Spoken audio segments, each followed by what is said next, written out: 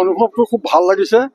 এই শংকৰ মাধৱ সমন্বয় ক্ষেত্ৰত সদৌ অসম ভিত্তিত যি ভাওনা সমাৰোহ অনুষ্ঠিত হ'ল 2 জানুৱাৰীৰ পৰা আজি 9 জানুৱাৰীলৈকে, 2 জানুৱাৰীৰ পৰা 8 জানুৱাৰীলৈকে ভাওনা সমাৰোহৰ প্ৰতিযোগিতা হ'ল। আৰু আজি 9 জানুৱাৰীতে আমাৰ বৃদ্ধসকলৰ 60 ঊৰ্ধৰ লোকসকলৰ আমাৰ ভাওনা অভিনয় ৰাইজে দেখিবলৈ পাব। আৰু আমাৰ বয়স, আমি যথেষ্ট ভাও লৈছোঁ, আমাৰ বয়স, মোৰ নাম চন্দ্ৰ কলিতা, বয়সটো হ'ল 78 বছৰ। কপিধ্বজ উদ্যোগত শংকৰ মাধৱ সমন্বয় ক্ষেত্ৰত যোৱা 2 জানুৱাৰীৰ পৰা আজি 9 জানুৱাৰীলৈকে যি সদৌ অসম ভাওনা সমাৰোহ অনুষ্ঠিত হৈছে, আজি অন্তিম দিনৰ কাৰ্যসূচী। আপোনালোকে জানে আজিৰ বিশেষ আকৰ্ষণ হৈছে আমাৰ নাজিৰাৰ বিভিন্ন অঞ্চলৰ 60 ঊৰ্ধৰ ব্যক্তিসকলে ইয়াত আজি এখন ভাওনা মঞ্চস্থ কৰিব। আৰু ভাওনাভাগীৰ নাম হৈছে দুৰ্ণপৰ্ব অভিমন্যু বধ। ইয়াতে আপোনালোকে অতি আনন্দিত হ'ব যে ইয়াত মানে সৰ্বোচ্চ 78 বছৰ ঊৰ্ধৰ যুধিষ্ঠিৰৰ ভাৱত বিশিষ্ট ভাওনা শিল্পী চন্দ্ৰ কলিতাদেৱে অভিনয় কৰিব। দ্ৰোণাচাৰ্যৰ ভাৱত 74 ইয়াৰ্ছ বয়সৰ ইন্দ্ৰেশ্বৰ খনিকৰদেৱে 74 বছৰ বয়সৰ ভাৱৰীয়াই অভিনয় কৰিব। আমাৰ ইয়াত যি ভাওনা 60 ঊৰ্ধৰ ব্যক্তিসকলে অনুষ্ঠিত কৰিবলৈ গৈছে, তেখেতসকল অতীজৰ আগৰ পুৰণা ভাওনা শৈলীৰে ভাওনা কৰি অহা শিল্পী। আৰু আজিৰ নতুন ভাৱৰীয়াসকলে এটা নতুনত্ব দেখা পাব বুলি আমি খুব আশাবাদী। আৰু যথেষ্ট আপোনালোকে দেখিছে প্ৰেক্ষাগৃহত অগণন মানে ৰাইজে এই বয়োজ্যেষ্ঠ ব্যক্তিসকলৰ ভাও চাবলৈ ভিৰ কৰিছেহি। আমি খুব আশাবাদী ৰাইজে এখন খুব সুন্দৰ ভাওনা উপভোগ কৰিব পাব। ধন্যবাদ। হয়, বৰ্তমান মই উপস্থিত আছো নাজিৰা লিগিৰি পুখুৰী শংকৰ মাধৱ সমন্বয় ক্ষেত্ৰত। আৰু দেখিবলৈ পোৱা গৈছে যে কপিধ্বজ উদ্যোগত যি সদৌ অসম ভাওনা সমাৰোহ অনুষ্ঠিত হৈছিল, আজি তাৰ অন্তিম দিন। 2 জানুৱাৰীৰ পৰা তাত ইয়াতে ভাওনা যি মহোৎসৱ আছিল, তাত ৰাজ্যৰ বিভিন্ন প্ৰান্ত 14টাকৈ ভাওনা দলে অংশগ্ৰহণ কৰিছিল। আৰু ইতিমধ্যে তাৰ ফলাফল মুকলি কৰা হৈছে। কিন্তু সেই ফলাফলৰ পিছতে আজি কিন্তু 9 জানুৱাৰীত দেখিবলৈ পোৱা গৈছে যে লিগিৰি পুখুৰী যি শংকৰ মাধৱ সমন্বয় ক্ষেত্ৰ লোকাৰণ্য হৈ পৰিছে।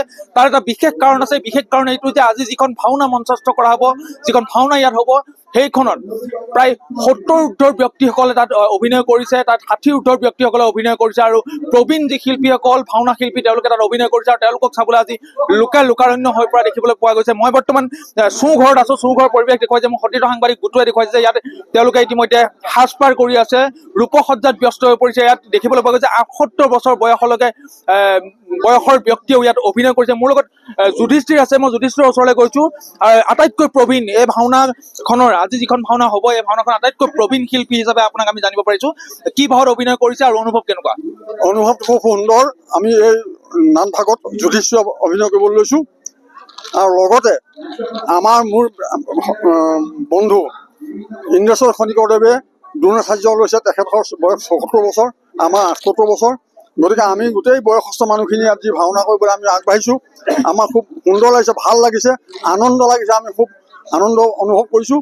আৰু যি এই শংকৰ মাধৱ সমন্বয় ক্ষেত্ৰ কপিধ্বজৰ উদ্যোগত আৰু সমূহ নাজিৰাবাসীৰ সহযোগত যি অনুষ্ঠান অনুষ্ঠিত হৈছে, এই অনুষ্ঠান অনুষ্ঠিত হোৱাত আমি অতি আনন্দিত হৈছোঁ। খুব ভাল লাগিছে যে ভৱিষ্যতেও এনেকুৱা অনুষ্ঠান ইয়াত চলি থাকক, হৈ থাকক, আৰু আপোনালোকে আমাক এই লাইভত দেখাই থাকক।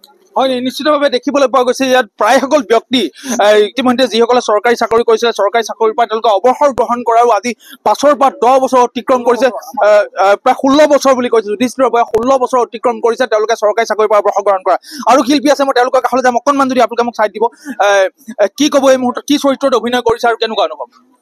বিশেষকৈ মই কৰিছোঁ অস্বস্থময় সেই ভাৱটো মই ক'বলৈ লৈছোঁ। আৰু এই ভাও আৰু অভিনয় আমি বহুত দিনৰ পৰা আশাও কৰিছিলোঁ। আমাৰ বয়সৰ যদি মানুহ, আগতে আমি ভাও কৰা মানুহ, আমাৰ বয়সৰ যদি ৰিটায়াৰমেণ্ট হোৱা মানুহবিলাকৰ যদি ভাও এখন আমি কৰিবলৈ পালোহেঁতেন ক'ৰবাত একগোট হৈ পেলাই, কিন্তু ভগৱানৰ কৃপাত মিলালে। আমাৰ আজি ভাওনা সমাৰোহ নাজিৰাত এই তাতে মিটিঙত মানে আলোচনা কৰি পেলাই ক'লে যে শেষৰ দিনা ৰিটায়াৰমেণ্ট মানুহ কমেও 60 বছৰ ওপৰ হ'ব লাগে। মোৰ বয়স এতিয়া 67 62 হৈছে। হয়, নিশ্চিতভাৱে 67 বছৰ বয়সত তেখেতে অভিনয় কৰিব।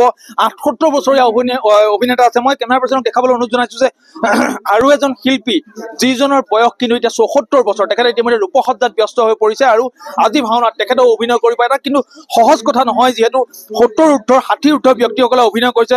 উদ্যোক্তাসকল আছে, উদ্যোক্তাসকলৰ ওচৰলৈ মই যাম, ভীমৰ ওচৰলৈ যাম। ভীমক দেখিবলৈ পাইছো ইতিমধ্যে ৰূপসজ্জা তেওঁলোকে কৰি উঠিছে। তাৰ আগতে মই উদ্যোক্তাসকল আছে, প্ৰথমতে মই আপোনাৰ ওচৰলৈ আহিছো। কপিধ্বজৰ যি উদ্যোগত যি ভাওনা সমাৰোহ ইতিমধ্যে সফল সমাপ্তি ঘটিছে, কিন্তু তাৰ পিছতে আজি অন্তিমটো দিনতো কিন্তু দেখিবলৈ পোৱা গৈছে লোকাৰণ্য শংকৰ মাধৱ সমন্বয় ক্ষেত্ৰ, যিহেতু 70 ঊৰ্ধৰ ব্যক্তিসকলে অভিনয় কৰিব। কেনেকুৱা অনুভৱ কেনেকুৱা? নাজিৰা কপিধ্বজৰ উদ্যোগত যি আমাৰ ভাওনা প্ৰতিযোগিতা অনুষ্ঠিত হৈছিলে, ইয়াৰ আমাৰ লক্ষ্য হৈছে প্ৰবীণসকলৰ পৰা বৰ্তমান ব্যাকৰণৰ যি ভাওনা কেনেধৰণে আহিলে এইটো আমি দেখুৱাব বিচাৰিছোঁ। আৰু আজি প্ৰবীণসকলক 60 বছৰ 70 বছৰ ঊৰ্ধৰ আমাৰ যিসকল জ্যেষ্ঠ তেখেতসকলে আজি ভাওনা প্ৰদৰ্শন কৰিব। অৰ্থাৎ আগতে আমাৰ ব্যাকৰণ অৰ্থাৎ আমাৰ জাজসকলে যিটো প্ৰতিযোগিতাৰ বিচাৰ কৰিছিলে, আজি কিন্তু এই ভাওনাৰ পৰাহে গৈ আমি আজি আধুনিক ভাওনাৰ পাইছোগে। আৰু আটাইতকৈ ভাল লাগিছে এইটোৱে যে আমাৰ এই ভাওনা প্ৰতিযোগিতা আমাৰ উদ্যোক্তাসকলে এইটো চেষ্টা কৰা হৈছে, ভাওনাৰ প্ৰতিজনকে আমাক গুৰুত্ব প্ৰদান কৰিছে। আঁৰ কাপোৰৰ পুৰস্কাৰ দিয়া হৈছে, আঁৰ কাপোৰ ধৰোতাক দিয়া হৈছে, দবা বজোৱাজনক দিয়া হৈছে। প্ৰতিটো চৰিত্ৰক আমি গুৰুত্ব প্ৰদান কৰিছোঁ। আৰু অতিকে ভাল লাগিছে এইটো কাৰণে আজি আমাৰ মুকলি সভাৰ বিশিষ্ট অতিথি ডক্টৰ শ্ৰী শ্ৰী পীতাম্বৰ দেৱগোস্বামী দেৱ আহিছিলে। তেখেতে কৈছিলে যে এই ভাওনাত কেইটামান বস্তু হেৰাই গৈছে, আজি আমাৰ প্ৰবীণসকলত এইটো আমি দেখিবলৈ পাম। বিলাপ পয়াৰ এইবিলাক যে আমাৰ হেৰাই গৈছে, এইবিলাক আমাৰ আহিব আজি। অৰ্থাৎ আমাৰ এইবিলাক যদি আঁতৰি যায়, অনাগত দিনত ভাওনাত বিসংগতি হ'ব। এইবিলাকক আমি সংযোজন ঘটাব লাগিব। আৰু ইমান এটা সুন্দৰ পৰিৱেশ, প্ৰতি বছৰে 10,000 15,000 20,000 দৰ্শকে চাই আছে। আৰু মই ভাবিছোঁ আজিৰ পৰা আমাৰ মনটো সেমেকি যাব।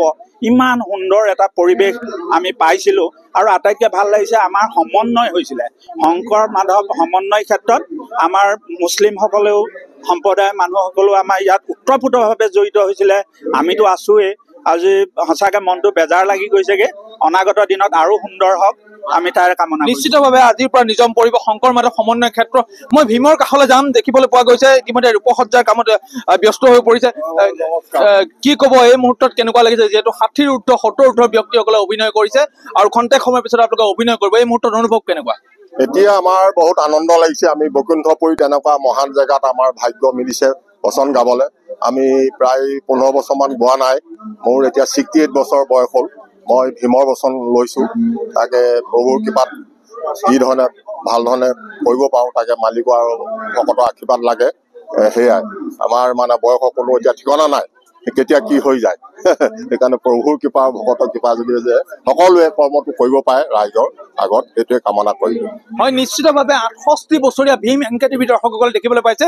ভীমৰ বয়স 68 বছৰ, সঁচাকৈ অসমতে দুৰ্লভ আৰু নিশ্চিতভাৱে সকলোৰে বাবে প্ৰেৰণা বুলি ক'ব লাগিব যে লিগিৰি পুখুৰী শংকৰ মাধৱ সমন্বয় ক্ষেত্ৰত যেন আজি মহাপুৰুষ শ্ৰীমন্ত শংকৰদেৱৰ অপূৰ্ব সৃষ্টি ভাওনাৰ এক প্ৰবীণ শিল্পীসকলে যি মঞ্চস্থ কৰিবলৈ গৈ আছে, এয়া হয়তো সমগ্ৰ ৰাজ্যখনতে বিৰল। আৰু আমি আশা কৰিছোঁ এইসকল প্ৰবীণ শিল্পীক ঈশ্বৰে দীৰ্ঘায়ু প্ৰদান কৰক, তেওঁলোকক সুস্বাস্থ্যৰ অধিকাৰী কৰক।